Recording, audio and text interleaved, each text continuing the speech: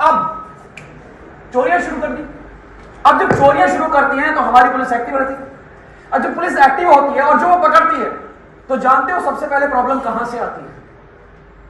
चलिए पहले दिखाता हूं कि जब पुलिस पकड़ती है तो क्या होता है।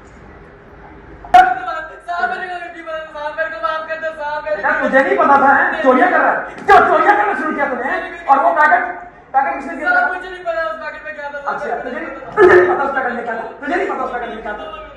चल बेटा चल चल चल चल, तेरे को मैं बताता हूं। आपने 2 दिन से अंदर पकड़ कर रखा है, उसे छोड़ दीजिए। बच्चा कौन सी केस में? वो अपने रिलेटिव के घर पे चोरी करते हुए जो पकड़ा गया था। अच्छा अच्छा अच्छा अच्छा, तो आप हैं उसकी माँ? जी। अरे वो अंदर ही है ना अभी? हाँ अंदर ही है। तो आप उसकी माँ हैं? जी। आपको पता है कि आपके बच्चे ने चोरी क्यों की?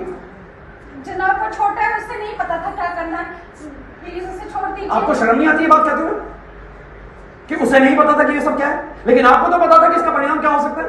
हैं? अभी वो 12वीं में पढ़ता है, उसका पूरा कैरियर खराब हो जाएगा। मैं आपके पैर पकड़ती हूँ, उसे छोड़ दीजिए। देखिए मेरी बात सुनिए, आपको शर्म आनी चाहिए ये बात कहते हुए भी। अरे आप अपने बच्चे को सुधारने की जगह उसकी गलतियों में पर्दा डालने की बात कर रही है। तब आप मां कहां पे थी जब आपका बच्चा बाजार में ये सब कर रहा था? चेन स्नैचिंग से लेके चोरी तक वो पहुंच गया, लेकिन आपको इस बात की खबर नहीं? वो अगली बार नहीं करेगा, प्लीज उसे छोड़ दीजिए, उसका पूरा कैरियर खराब हो जाएगा। हमने अपने रिश्तेदारों से भी बात कर ली है, उन्होंने कहा कि पैसे लेकर वो बात को समझा लेंगे। अब प्लीज ये किसी को मत बताना, अभी मेरा बच्चा। देखिए इसमें हम सबकी जिम्मेवारी है, चाहे वो पुलिस है, चाहे वो सिविल एडमिनिस्ट्रेशन है, चाहे वो सिविल सोसाइटी के लोग हैं, आप मीडिया बंधु जो है हमारे, जो भी समाज में जो भी काम कर रहा है, हम सबकी जिम्मेवारी है कि हम लोगों को ज़्यादा से ज़्यादा हेल्प करें।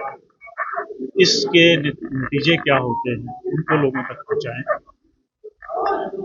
इस समाज में इस वक्त क्या ज़रूरत है, जैसे मैंने आपको बताया कि इस वक्त हमारा मुल्क जो है एक बहुत ही क्रूशल मरहले से गुजर रहा है और तरक्की के रास्ते पे चल रहा है।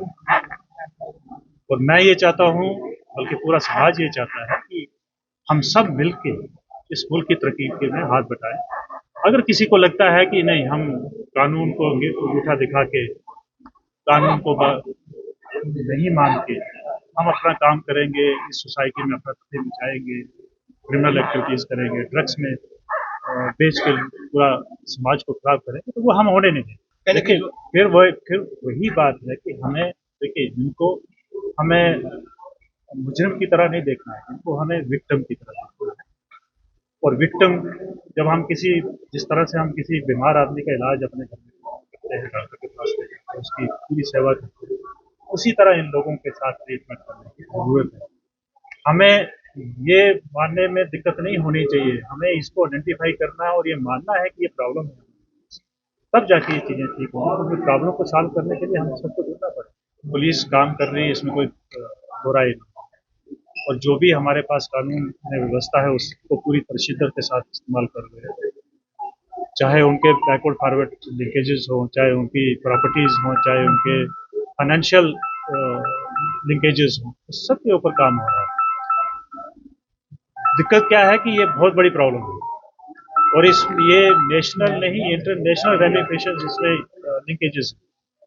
तो जब इतने बड़े वास्ट स्केल पे ये चीज़ें होती तो उनको कर्व करने में टाइम लगता है। देखिए, टीम जम्मू का ये लगातार ये प्रयास पिछले 11 सालों से, almost this is the 11th year we have crossed, और हर साल लोग एक दिन ऑब्जर्व करते हैं समाज पूरे विश्व में, लेकिन हम तो हर दिन कर रहे हैं, लेकिन इन दिनों में हम 4 से 5 दिन लगातार, कभी जम्मू कश्मीर पुलिस के साथ मिलकर और कभी अपने लेवल पे सरपंच को इन्वॉल्व करके, शहरों में कॉरपोरेटर्स या बाकी लोगों को इन्वॉल्व करके एक अभियान जो लगातार कर रहे हैं कि हमारी नौजवान नस्ल को कहीं ना कहीं एक सोची समझी साजिश के तहत, जहां पाकिस्तान ने टेररिज्म में हमें कहीं ना कहीं नुकसान पहुंचाया, लेकिन हमने उसको भी निडरता से कुर्बानियां दे के उसका सामना किया, तो आज उन्होंने पिछले 10 सालों से नर्को टेररिज्म की इजाद की, जिसमें हमारे कई नौजवान जो हैं उसमें उस जद में आगे कहीं उन्हें अपनी जान गंवा दी।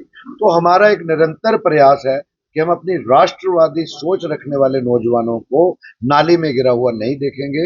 हम शहीद हो जाएंगे देश के लिए हमारा नौजवान, लेकिन से नो टू ड्रग्स की यही वजह है कि जो पाकिस्तान की ये कॉन्स्पिरेसी है, इसको समझने की कोशिश है, समाज को समझने की कोशिश है, और जम्मू कश्मीर पुलिस के अलावा जो और भी विभाग है जो कार्यरत है, जिनकी जिम्मेवारियां हैं इसकी ओर, तो हम कहीं ना कहीं उनको भी इन दिनों में कोशिश करते हैं, प्रयास करते हैं कि वो भी अपनी जिम्मेवारियां उसमें अच्छी तरह निभाएं। और ये एक चीज हम जरूर कहेंगे कि हमें बड़ी उम्मीदें हैं अपनी जम्मू कश्मीर पुलिस से, जिसने पिछले 40 सालों में इस टेररिज्म के खिलाफ, चाहे वो एसओजी की शक्ल में, एसटीएफ की शक्ल में, अगर माने जो सच्चाई है कि मिलिटेंसी की, उग्रवाद की अगर कमर तोड़ी है, तो जम्मू कश्मीर पुलिस का बहुत बड़ा रोल रहा है।